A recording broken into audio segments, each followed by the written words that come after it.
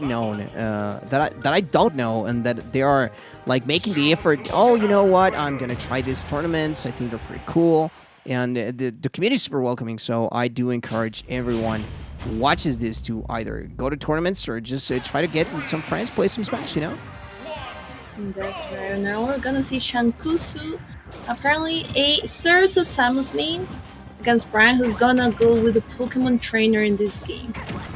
I wonder if it's because of Shanks, like the One Piece character, Shanqusū, or something like that. I don't know.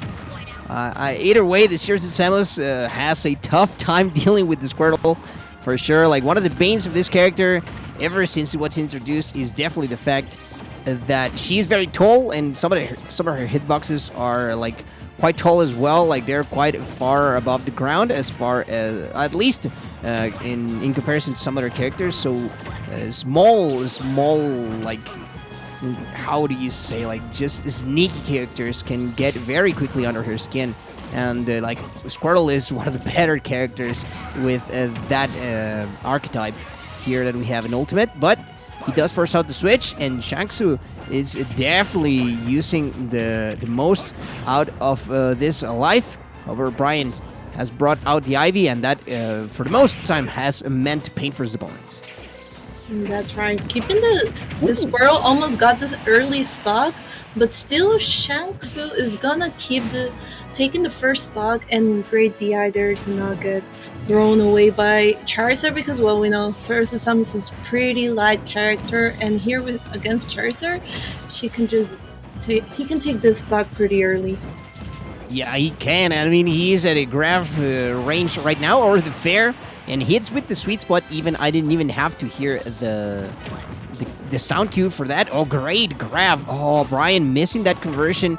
Mixing up the DI versus Squirtle, huge thing, and doesn't manage to get. This is the third time that he fails, and he goes for the simplest combo. I love to see it. Like, you miss your long-winded string conversion twice, so it's like, okay, screw that. I'm going for the down throw into up B, because it's guaranteed damage. It does almost as much as half one of those very, very extended combos, so it's still a good bang for your buck, I would say. It's very good, because he's been able to make more damage, bring back the game in his favor, even if he's not going for the long strings or combos. And now he's making great damage, and we're not gonna see a tech, but a great way to come back on stage, not overextending, not going down. But here Charizard is gonna take the stock pretty quickly with the back air, and Brian's gonna take a pretty good early stock lead. Yeah, that's the kind of thing that you want to do versus Sursu Samus. Just read her patterns with the flip jump, because that move is so good. It is so sneaky as well, that so slippery. Like, the way that it just allows Sursu to pretty much avoid playing neutral, avoid playing disadvantage in a ton of situations. Oh, no jab lock though. That could have been huge damage. And interruption with the 4 tilt. Let's not forget that move has intangibility on the tail. So there, with a weird interaction versus the Paralyzer a couple of seconds earlier. Shanqusū, though, trying to answer. He is still not out of it just yet. And Sursu Samus is one of those characters that doesn't even need a lot going to make a comeback. Just find your vital edge and get a nair into the spike. And that could be the deciding factor. However, here things are going to be a little tougher, because exactly that, like, the combos are not going to work. And like, Brian had a good 2 stocks to just even throw away and try and trade. He doesn't even need that. He just interrupts him with the up air. And that move is huge. It's very strong. And Sursu, not that heavy. So at that percent, no way she was surviving that. That's right. Also, I really like how Brian started switching the game. Instead of going for extended, like, combos that you already know, he just started to be more patient, and he started to see where Sursu Samus was going to air dodge, roll, and that's where he started just making a lot of damage in the last stock. And how he switched to Ivysaur in the moment he knew he was going to be able to take the stock. Yeah, that was perfect play from Brian. And if not perfect, like, then, like, the way that he was just abusing the matchup, just fairly standard. Like, if a couple of the mons do decently well versus a character, or if one is able to actually overwhelm a certain matchup, then it's sort of on the winning side for Pokemon Trainer. Great flip jump there, but Shanqusū here is going to get punished and barely escaping with his life, but the second time around is going to be the repeat with that classic combo, the Razor Leaf into the up B, the up air, and this is a little more standard conversion.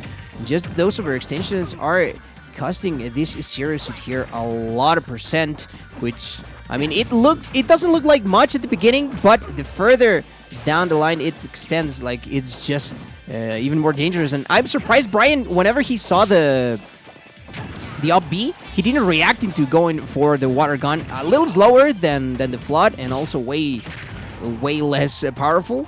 So perhaps he wasn't trying to get that, but he could have got a very, very early stock.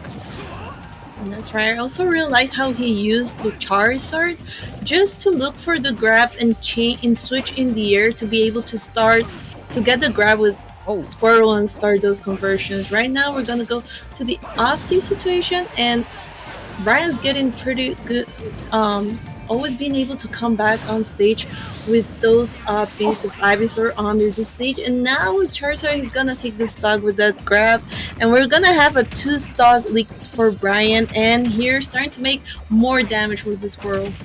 Yeah, it's starting to look like the potential 3-stock, especially if he gives up the recovery right here. Bryan will get everything that he wants right, and now I wouldn't be surprised if he tries to go for the water gun. Finally, the switch does come in as it was going to be, and no overextension there, but Bryan still pretty much the comfortable lead, and he almost gets the downer as well, but he will get the mirror move of that last option, the upper, going through, just finishing a couple of the stocks, and that is the adaptation prowess that Bryan brings to the table. That is the versatility that Trainer does have. And well, great stuff coming in from Bryan, who manages to stick to his guns, clean up his gameplay, because he was looking a little shakier at the beginning. But even though he got the win, of course, and I